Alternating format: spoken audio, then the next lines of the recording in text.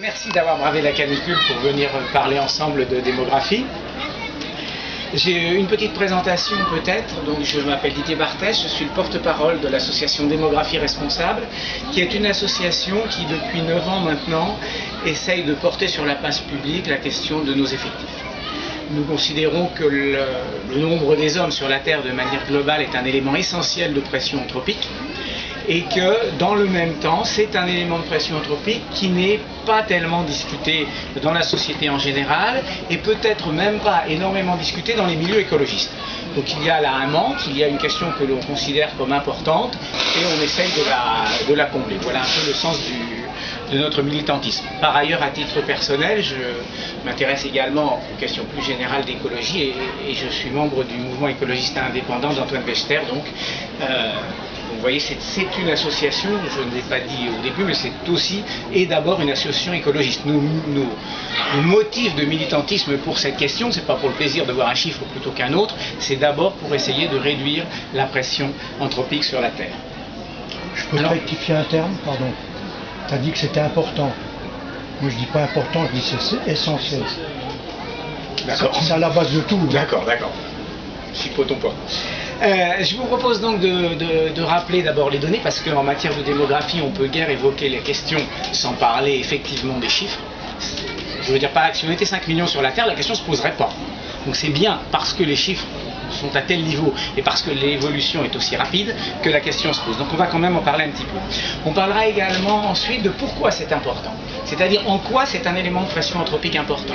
En quoi notre nombre affecte l'ensemble des équilibres écologiques de la planète. Puis nous évoquerons un peu le tabou. Je vous ai dit que c'était difficile d'en parler. Pourquoi c'est tabou? Il y a bien des raisons, ça tombe pas du ciel. Et donc on réfléchira un peu ensemble aux raisons de ce tabou. Puis bien entendu, nous parlerons de ce qu'on peut faire. Qu'est-ce qu'on peut faire pour essayer de réduire la croissance de nos effectifs dans un premier temps, et puis d'accéder à une certaine stabilisation de la population mondiale, et en tout cas, moi c'est mon point de vue, essayer aussi d'aller vers des effectifs plus limités pour l'humanité. Et puis bien entendu, selon la règle générale, on terminera par un débat. Alors d'abord un mot sur les chiffres démographiques et leur évolution. Il faut bien comprendre une chose, nous sommes aujourd'hui, je vous l'élargis un petit peu, 8 milliards, donc 7,7, mais 8 milliards dans très peu de temps, dans 3 ans à peu près, on est 8 milliards sur la planète et ça nous semble de fait la référence naturelle. Pour ceux qui sont nés un peu avant, c'est un petit peu moins de 8 milliards, mais globalement, l'ordre de grandeur normal dans nos esprits, c'est ça, c'est quelques milliards sur la planète. Le premier élément de réflexion, c'est de bien comprendre que ces effectifs, ils sont extrêmement récents dans l'histoire de l'humanité, extrêmement récents. Tout au cours de son histoire, l'humanité, pour l'essentiel, était quelques dizaines de milliers, dans certaines époques, quelques centaines de milliers, quelques millions. Si je fais remonter l'humanité à 30 000 ans, je mets 30 000 ans parce qu'avant il y avait plusieurs espèces humaines, dont l'homme de Néandertal, l'homme de Denisova, etc., peut-être l'homme de Flores, je ne sais pas. En tout cas, depuis 30 000 ans, en gros, il y a une seule espèce humaine, c'est l'Homo sapiens. Il semble que toutes les autres espèces aient été éliminées, peut-être par lui d'ailleurs, comme ont été éliminés les autres grands animaux sur la planète. En tout cas, depuis qu'on est 30 000 ans, je vous dis, nos effectifs, c'est quelques dizaines de milliers, quelques centaines de milliers, et à la fin de la période, quelques millions. Au néolithique. Le néolithique, c'est la période où, si vous voulez, l'homme change de statut. Jusqu'au néolithique, il était un prédateur comme les autres. D'ailleurs, ces effectifs qui ont atteint à cette période-là environ 5 à 10 millions, c'était les effectifs d'un grand prédateur comme le lion. Il semble qu'il y a eu à peu près, sur la Terre, tout continent confondu, il y avait différentes variétés bien entendu, mais une dizaine de millions d'animaux de la taille des lions en grands prédateurs. Il y avait à peu près autant d'hommes. Donc c'était un équilibre écologique, on était prédateurs, et ça marchait. Et puis à partir du néolithique, est née notamment l'agriculture, l'organisation de sociétés un peu plus centralisées avec des villes ou des villages en tout cas, et puis d'autre part des lieux de production, c'est-à-dire que l'homme est passé du stade de producteur au stade d'organisateur des territoires à son profit. En ce sens, il a eu une position dans la société qui est complètement différente de celle des autres animaux. On organise. Et cette organisation a permis effectivement une sécurité accrue, une alimentation un peu plus riche, plus grande en quantité en tout cas, et finalement nous avons réussi à augmenter nos effectifs de manière importante. On est passé, semble-t-il, de 5 à 10 millions il y a 10 000 ans.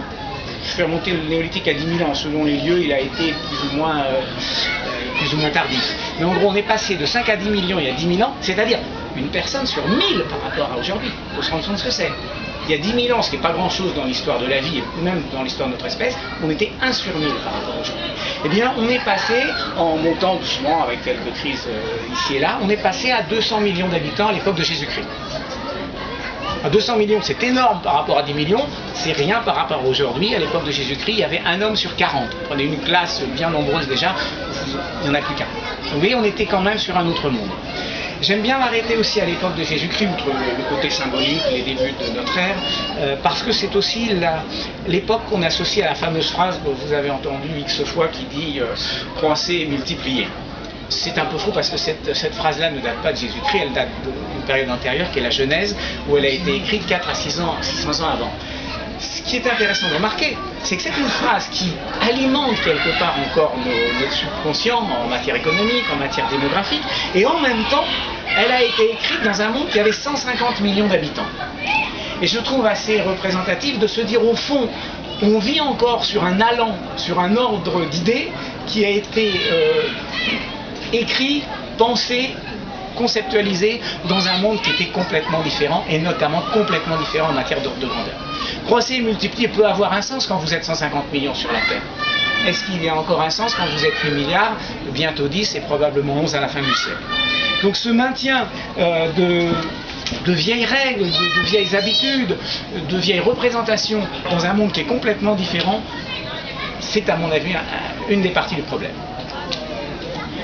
Ensuite, l'humanité a été relativement stable. Alors, je vais être prudent parce que l'INED n'existait pas, les statistiques sont un peu imprécises sur l'histoire.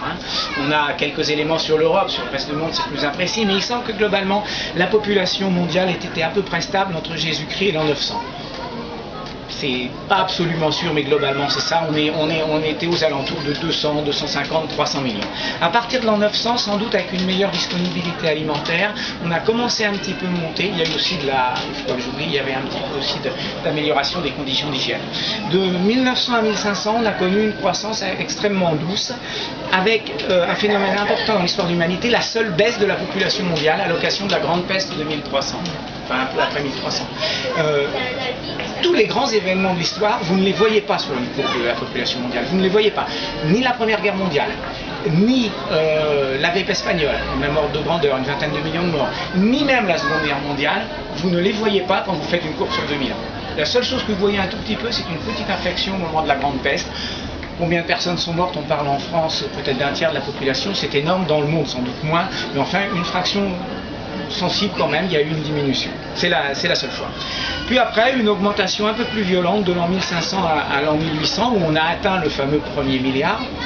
À partir de l'an 1800, les effets de la révolution industrielle, la richesse globale des peuples a quand même augmenté fortement, et là on a eu le commencement d'une véritable explosion démographique. On monte à 1,6 milliard en 1900, je fais la liste pendant qu'on y est, 2 milliards en 1930, 3 milliards en 1960, 4 milliards en 1974, 5 milliards en 86, 6 milliards en 99, qui sont en 2000, et puis 7 milliards en 2011, et donc nous serons 8 milliards entre 2022 et 2023. Vous voyez donc qu'on a mis en gros 30 000 ans pour passer de zéro, de presque rien en tout cas, à 1 milliard. On met aujourd'hui 11 ans pour garder la même quantité. Il ne nous faut plus que 11 ans pour gagner 1 milliard d'habitants. Donc, voyez, quand on nous dit que des fois l'explosion démographique est un problème passé, pas tout à fait. On va y revenir justement sur cette question. Les gens du XXe siècle, d'ailleurs, c'était le cas de Lévi-Strauss que j'évoquais tout à l'heure, ont beaucoup parlé de ça. Lévi-Strauss, entre le début de sa vie, et il a vécu longtemps, vous me direz, mais enfin, entre le début et la fin de sa vie, il a vu la population mondiale multipliée par 4. Personne à une autre époque n'a vu ça. Autre chose marquante au cours des dernières décennies, donc depuis les années 60, on a battu les records de fécondité et de taux de croissance. Entre 1960 et 70, l'humanité a connu ses records de taux de croissance avec plus de 2,1% par an aux alentours des années 65. Et depuis, il y a une diminution du taux de croissance puisqu'on est à peu près entre 1,1 et 1,2% de croissance annuelle. Je m'arrête là-dessus aussi parce que c'est un élément que souvent les démographes utilisent pour nous dire, voyez, le problème est en train de régler, on a déjà divisé par 2 le taux de croissance. Sauf qu'évidemment, la croissance concrète, celle qui pèse sur la nature, elle dépend pas seulement du taux, elle dépend aussi de la croissance absolue. Et évidemment, appliquer un taux plus faible à un effectif plus important revient à une croissance absolue qui peut être du même ordre de grandeur. Et c'est ce qui se passe. Entre 1960 et 70, on est passé de 3 milliards à 3 milliards 700 millions d'habitants. C'est-à-dire qu'on a gagné 700 millions d'habitants, soit 70 millions par an. Et bien aujourd'hui, alors qu'on nous dit que le problème est réglé, on ne gagne pas 70 millions d'habitants par an, on en gagne 85 à 90 millions. 88, les dernières estimations. Enfin, l'ordre de grandeur, c'est ça. Donc vous voyez, aujourd'hui, bien que le taux de croissance ait diminué, ça il faut tout à fait reconnaître, la croissance globale de la population continue à être extrêmement forte. C'est pas le record. Le record a eu lieu dans les années 95, où on avait justement 95 millions d'habitants en plus par an. Mais enfin, on est quand même sur des niveaux encore extrêmement élevés. Une autre façon d'exprimer, c'est que par exemple, depuis qu'on est allé sur la Lune, même un petit peu moins, plutôt depuis 1974, on a multiplié par 2 le nombre d'hommes, et dans le même temps, on a divisé par 2 le nombre d'animaux vertébrés sur la Terre. Il y a eu un rapport du WWF et du Global Footprint Network qui disait que voilà, il y a eu 58% d'animaux en moins en 42 ans à peu près, disons la moitié. C'était les vertébrés, mais enfin on sait que sur les insectes, c'est connu, je le répète X fois, il y a plus d'insectes sur les pare-brises. Il y a eu 80% paraît-il d'insectes en moins en quelques décennies en Allemagne. Les poissons, c'est à peu près pareil, et les oiseaux également. Sans parler des choses moins dont on parle moins en écologie, comme les vers de terre ou des tas de choses qui participent aux équilibres. Donc il y a un véritable écroulement. Rien que pour les vertébrés, vous voyez, quand dans le même temps vous multipliez par 2 le nombre d'hommes et vous divisez par 2 le nombre d'animaux, ça veut dire que pour un homme, vous avez 4 fois moins d'animaux. En 40 ans. Pour un homme, vous avez 4 fois moins d'habitants. 40 ans, c'est un battement de cils. C'est tout un des problèmes d'ailleurs de notre société, c'est-à-dire qu'on raisonne rarement sur des échelles un peu longues. Mais 40 ans, dans l'histoire, sans parler de l'histoire de l'univers, mais dans l'histoire des sociétés humaines, c'est un battement de cils. Et bien on divise par 4 le rapport animaux sur être humain. Aujourd'hui, il y a des estimations qui disent que 90% de la masse des animaux sont composés soit des hommes, soit de leurs animaux domestiques. Ça veut dire en fait que c'est fini quelque part la nature. Ça compte plus. Enfin, c'est terrible, je te dis, mais c'est presque terminé. Et alors malheureusement, l'avenir n'est pas meilleur. C'est-à-dire que lorsque on fait les projections, au début du millénaire, on avait des projections qui nous disaient, alors je prends les projections de l'INED et de l'ONU parce que ce sont 2 organismes qu'on peut considérer comme à peu près raisonnables, c'est pas des gens spécialement farfelus. Eh bien, au début du siècle, du 21e, on pensait qu'il y aurait un peu plus de 9 milliards d'habitants sur Terre en 2050. En 2008, on a pensé qu'il y en aurait 9 milliards 400 millions. En 2016, on pense maintenant, c'est la dernière étude, on pense qu'il y en aura 9 milliards 800 millions. Et l'INED et l'ONU sont d'accord pour cette estimation. Vous vous rendez compte? C'est-à-dire qu'en 10 ans, on a rajouté 1 milliard à l'estimation pour 2050. Et si les prédictions sont difficiles, 2050 c'est demain. Et l'inertie démographique fait qu'il est improbable que nous nous trompions pour 2050. C'est vraiment improbable. Pour 2100, c'est un peu plus évidemment difficile, mais les estimations ont également été rehaussées dans les mêmes délais. On est passé d'une estimation qui dirait on sera 10 milliards et ce sera stabilisé en 2100 à une estimation nous serons 11 milliards 2, 11 milliards 3, c'est l'estimation de l'ONU en 2100. Et ce ne sera pas stabilisé à cette période. Alors, il faut le prendre avec précaution, hein, bien évidemment parce que c'est lointain. Mais quand même, vous voyez qu'il y a globalement une forte augmentation de la population et une forte augmentation de l'anticipation de cette population. Ce qui laisse penser que malheureusement, ça risque de se poser effectivement. Voilà pour les données chiffrées. La salle n'est pas très grande, donc je vous montre la courbe ici. Ça donne ça sur 2000 ans. Et c'est pas une augmentation, ça s'appelle une explosion. Et pour les mathématiciens, la symptote est verticale ici. C'est pas la dérivée seconde, la troisième, la quatrième sont toutes positives. Hein. C'est des accélérations, d'accélération, d'accélération. Alors en quoi c'est un sujet déterminant la démographie maintenant? Il y a 2 éléments en général qui sont évoqués. D'une part, la capacité de nos sociétés à nourrir les hommes. D'autre part, la protection de la nature. Je dois dire qu'on parle plutôt du premier que du second. La capacité à nourrir les hommes, c'est un sujet évidemment délicat, mais elle a été souvent mise à mal. Il y a eu beaucoup de famines au cours de l'histoire. Il faut reconnaître qu'aujourd'hui, malgré l'augmentation de la démographie, sans doute si tout était bien réparti, si les systèmes de distribution marchaient bien, la quantité produite permettrait actuellement de nourrir la population mondiale. ne peux pas raconter n'importe quoi, c'est pas parce que je milite pour une population plus basse que je dois dire le contraire. Oui, probablement la quantité actuelle de nourriture produite suffirait. Mais il y a un mais très important. L'augmentation de la croissance de la production agricole a été liée au cours de ce siècle à un changement complet, et notamment avec une industrialisation assez importante de l'agriculture. Cette industrialisation s'est appuyée notamment sur l'utilisation du pétrole, qui est un élément déterminant de la productivité agricole moderne, parce qu'il est un composant important des engrais. Les engrais sont faits à partir de pétrole pour une bonne barre, parce que le machinisme compte beaucoup également, les machines fonctionnent avec du pétrole, et puis en troisième lieu, parce qu'il y a le transport des denrées. C'est-à-dire qu'on ne produit plus les produits alimentaires à l'endroit où on les consomme.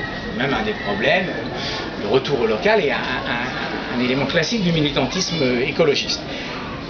Il se trouve qu'au cours de ce siècle, on va manquer de pétrole. Alors je sais bien que c'est éternellement repoussé. On ne peut pas dire exactement quand, que récemment encore, l'arrivée des pétroles de schiste sur le marché a un peu repoussé l'échéance. Mais on sait bien qu'en 2100, en tout état de cause, c'est pas qu'il n'y aura plus une goutte de pétrole, c'est pas qu'il n'y aura plus 1 milliard de tonnes de pétrole, bien sûr il y en aura encore, mais il n'y en aura plus de quoi insuffler suffisamment à l'économie mondiale pour que ce soit le moteur comme ça l'est aujourd'hui. Et donc nous allons avoir un effet ciseau au cours de ce siècle qui fait que d'une part la population va continuer à augmenter, et d'autre part un élément déterminant de la productivité agricole va lui avoir tendance à s'effondrer. Donc si aujourd'hui je suis rassurant en disant qu'on peut nourrir la population mondiale, beaucoup moins sûr que demain ce soit possible à cause de cet effet ciseau, plus de demandes, moins de ressources. Autre aspect, donc, la protection de la nature. Alors c'est aussi celui qui motive l'association Démographie Responsable. Alors, je passe, je passe sur les éléments par lesquels on pourrait régler la question de la nourriture. Une alimentation moins carnée, sans doute un petit peu, mais est-ce qu'il faut se priver de... Enfin, moi je suis tout à fait pour l'alimentation moins carnée en termes de protection et de la souffrance animale, parce que c'est vrai que ce qui se passe est effroyable. Mais est-ce que par contre il faut se priver de tout pour être absolument plus nombreux? C'est une question.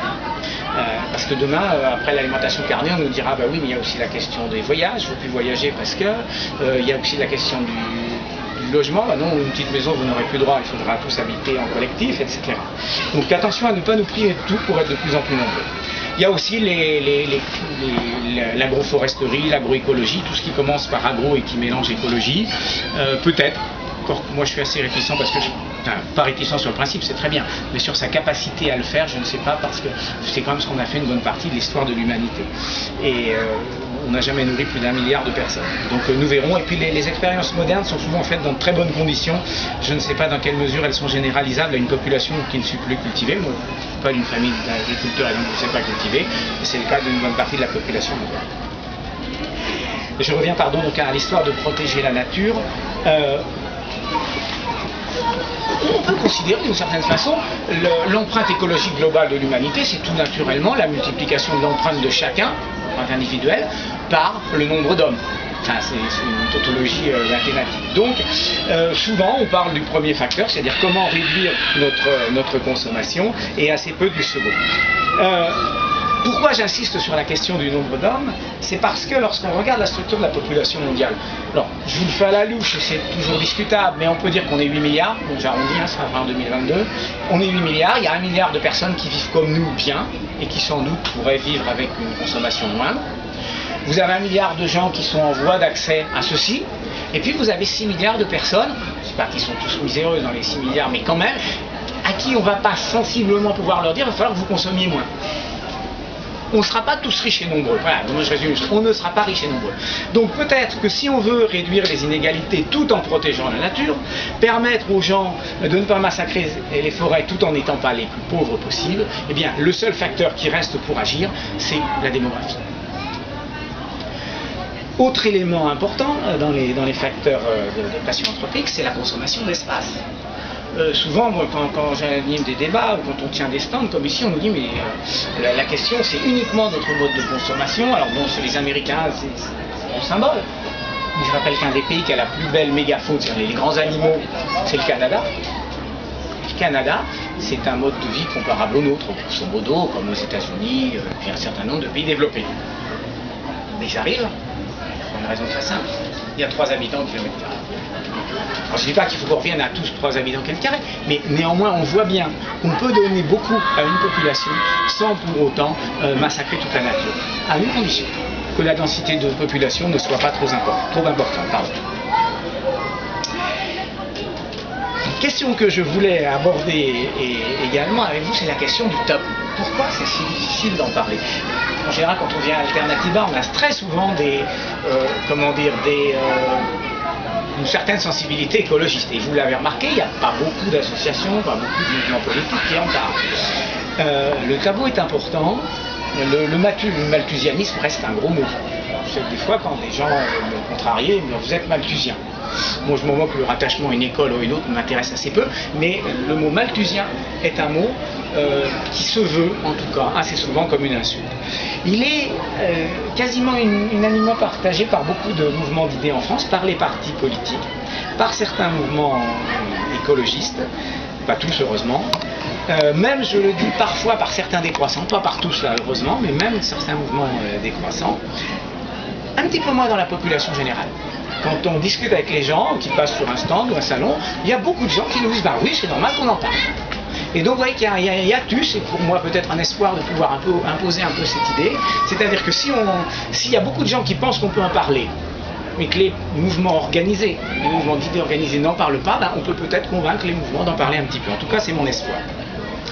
Je dois aussi être un peu plus prudent. Quand je dis qu'on n'en parle pas, j'exagère un petit peu. Dans l'histoire, on en a parlé. Vous avez un excellent livre de l'historien Georges Minois qui explique comment, par exemple, les cités grecques étaient extrêmement attentives à maintenir une population en équilibre avec leurs ressources. On en a parlé dans l'histoire récente, alors pas toujours en bien d'ailleurs parce que parfois ça a été très dur, mais il y a eu quand même des mouvements de planning familiaux extrêmement forts au Vietnam, en Inde, ça s'est pas très bien passé, en Chine également, ça c'est connu. On a eu des premiers écologistes français comme Cousteau et comment il s'appelle Dumont, voilà, merci, René Dumont qui en parlait. Au niveau international, on a eu des gens comme Jens Lovelock qui est très impliqué là-dedans, qui est l'inventeur de la fameuse théorie Gaïa.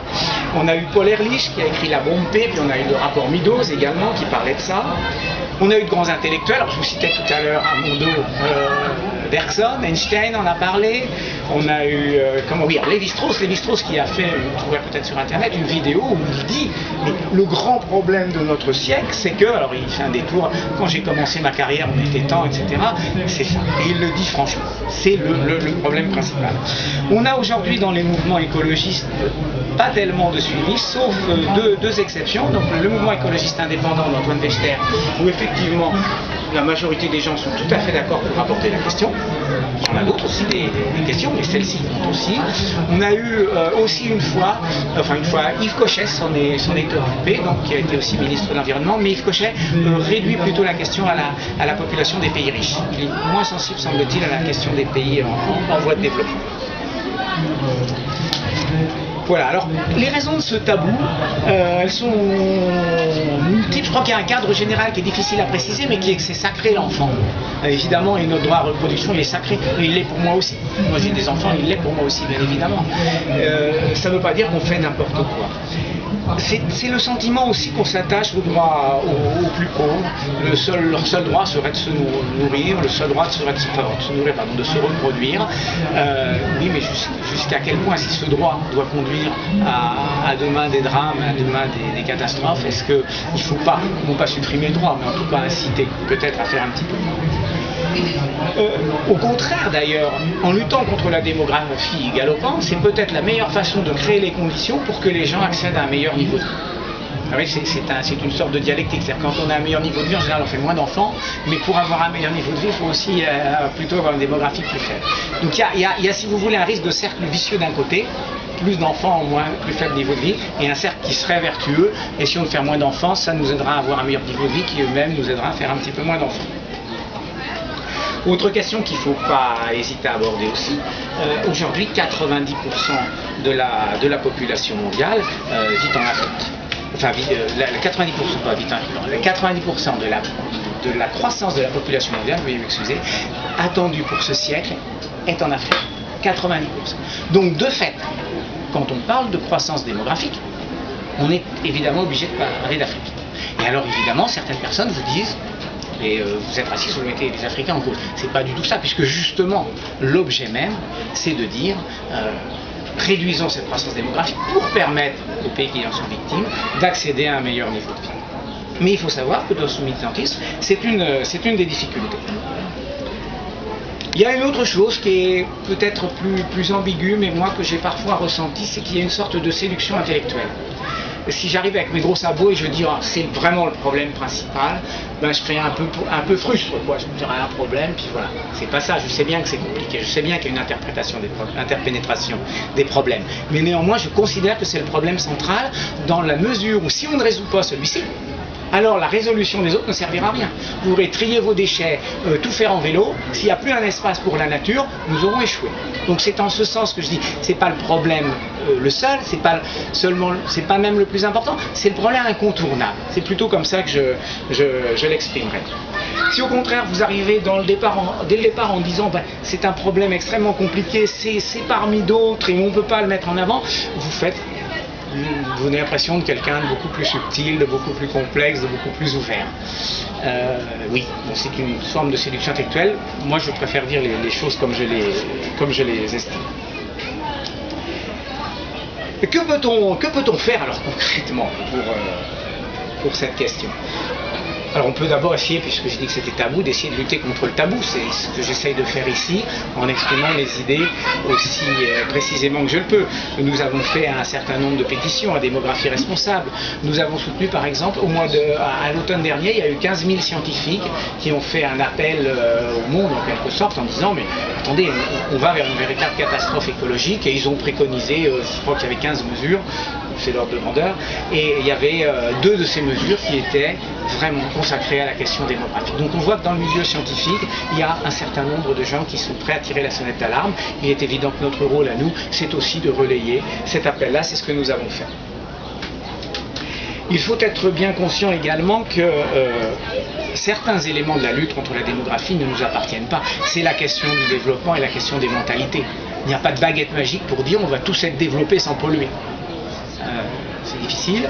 Les mentalités, le fait que ce soit une chose assez naturelle de se reproduire, on ne va pas non plus l'abolir.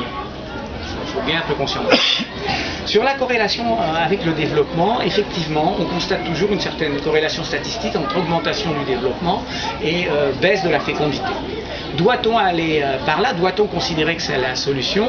Sans doute du point de vue moral, on va quand même essayer d'éradiquer la pauvreté, mais d'un autre côté, il faut bien prendre conscience que si tous les pays avaient le niveau de vie des pays dans lesquels l'indice de fécondité est inférieur au seuil de renouvellement des générations, grosso modo 2 enfants par femme, eh bien très probablement, comme ces pays sont des pays développés, la Terre, pour des raisons de ressources et de pollution, ne le supporterait pas. Donc si cette solution est intellectuellement séduisante, si favorable pour d'autres raisons aussi, il faut bien voir qu'écologiquement, ça poserait des problèmes énormes, et que d'une certaine façon, la solution doit passer aussi par une baisse de la fécondité avant d'attendre que le niveau de développement soit atteint, parce que ça pourrait quand même poser des problèmes. Autre question qui est souvent évoquée aussi, l'éducation. Il y a une phrase, je ne sais pas dans quelle mesure elle est très exacte, c'est difficile à vérifier, mais qui dit, dans un pays en voie de développement, quand vous passez de pas d'éducation à un niveau primaire, vous faites un enfant de moins, à un niveau secondaire, 2 enfants de moins, et à un niveau supérieur, 3 enfants de moins. Bon, disons que c'est la tendance générale, sans savoir si les chiffres sont précis à cette unité près. Oui, sauf que c'est tout le problème des réflexions sur le lien causalité et corrélation statistique. Il y a une corrélation statistique, mais comme le niveau d'éducation lui-même est lui-même corrélé au niveau de développement, parce que c'est dans les pays les plus développés qu'on a en général le niveau d'éducation le plus important, vous voyez bien que la relation de cause à effet est peut-être, si on veut être honnête intellectuellement, un peu plus délicate que ça. Néanmoins, je pense qu'il faut vraiment lutter pour l'éducation, mais je dirais même pour une autre raison supérieure, c'est un droit. C'est un droit d'être éduqué, voilà. Il faut d'abord lutter pour ça. Si ça a un effet favorable sur la fécondité, évidemment, il faut y aller.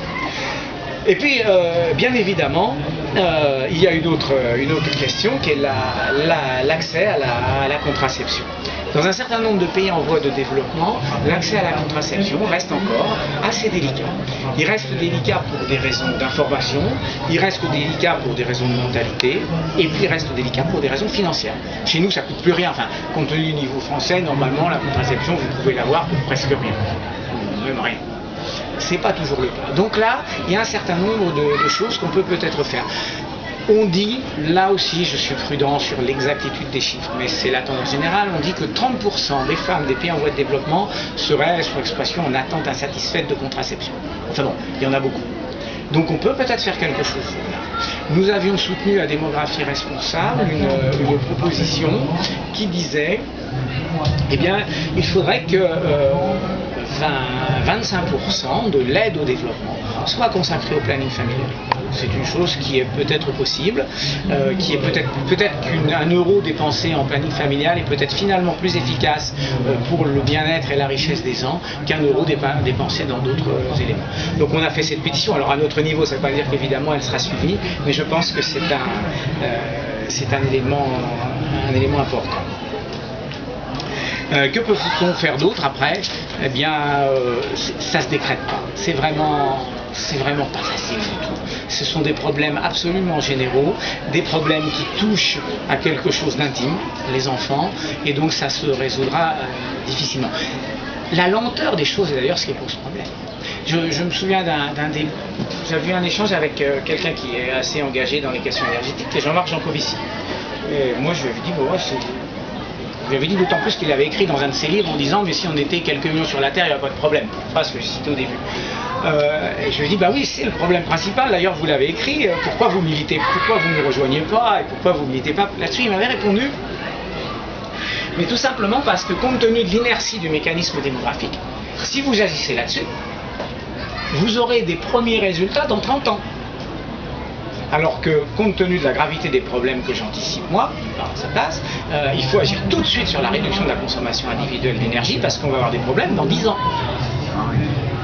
C'est pas faux ce qu'il dit, il y a une grande inertie. Simplement intellectuellement, alors que je l'estime beaucoup sur d'autres sujets, intellectuellement je ne suis pas tout à fait d'accord avec ça, parce que ça revient à dire que quand un problème présente une grande inertie, alors on s'en occupe plus tard. C'est comme si quand vous conduisez un camion extrêmement lourd avec des freins faibles, vous disiez oh, comme il y a une grande inertie, je freinerai plus tard. C'est à mon sens au contraire quand un phénomène présente une grande inertie qu'il faut s'en occuper le plus tôt possible. Parce qu'il y a une chose qu'on ne va pas faire, c'est arrêter le temps. C'est-à-dire que l'année 2060, l'année 2100, elle arrivera. Et il faut avoir fait quelque chose d'ici là, parce que sinon, de toute façon, les prédictions que j'ai faites, elles ne se réaliseront pas. On sera moins. Mais on ne sera pas moins parce qu'on l'aura fait de manière douce, de manière intuitive, de manière prudente. Elle sera moins parce que ça se résoudra par des drames. Et c'est un peu là-dessus que je voudrais finir, on va passer au débat, ça se résoudra par des drames. Et donc, à mon sens, la façon humaniste d'évoquer la question, c'est de prendre aujourd'hui des mesures douces, des mesures incitatives, plutôt que de dire « non, je ne vais pas me mêler de ça, c'est trop méchant, vous ne pouvez pas interdire aux gens de faire des enfants, on ne peut pas l'interdire. » Mais il faut savoir que si aujourd'hui on n'incite pas et on ne donne pas aux gens les moyens d'en faire moins, demain il y en aura moins, mais pour des raisons terribles. Ils sont famine, conflit, opposition des peuples, on le voit bien aujourd'hui avec la crise migratoire, et pas sur le fond, indépendamment du fait qu'il y ait une explosion démographique en Afrique, et puis moins ailleurs. Et donc, si un jour on veut résoudre cette crise, parce qu'on ne va pas accueillir le monde entier, donc si un jour on veut résoudre cette crise, il faut aussi passer par la démographie. Voilà, je voulais évoquer toutes ces questions avec vous. Je suis passé sur un petit chapitre où je détaillais la situation démographique des différents pays. Je vous signale quand même qu'il y a une chose qui va se passer dans les années à venir, c'est le basculement. On a tous vécu dans un monde où la Chine était le premier pays du monde. Et allez, à Paris, aux alentours de 2025, ce sera l'Inde le premier pays du monde.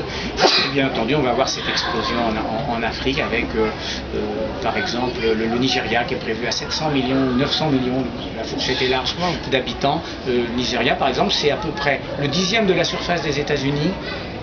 Il aura 3 fois sa population. C'est-à-dire qu'il y aura une densité d'habitants au Nigeria qui sera 30 fois supérieure à celle des États-Unis, dans un pays qui a certaines régions arides et sèches, enfin pas très facile à cultiver. Alors, qu'est-ce qu'on fait? On attend que le drame se produise. Au Niger, il y a 7,5, enfin, les statistiques sont imprécises, entre 7,3 et 7,6 enfants par femme. C'est-à-dire que chaque couple se transforme deux personnes se transforment en 7, c'est-à-dire en gros, à chaque génération, c'est pas long une génération, il y a 3,5 fois, tendanciellement 3,5 fois plus d'habitants. on peut pas continuer comme ça. Pareil, l'ensemble Burundi, Rwanda qui est extrêmement peuplé, les événements de 95 qui sont pas tout à fait indépendants. Il n'y a pas que le nombre. Il n'y a pas que le nombre. Et puis, je finis aussi. Et puis également l'Afrique de l'Est en ce moment avec l'ensemble Tanzanie, Kenya, Éthiopie également qui connaît des taux de croissance absolument importants. Voilà, je vous propose d'évoquer ensemble la question.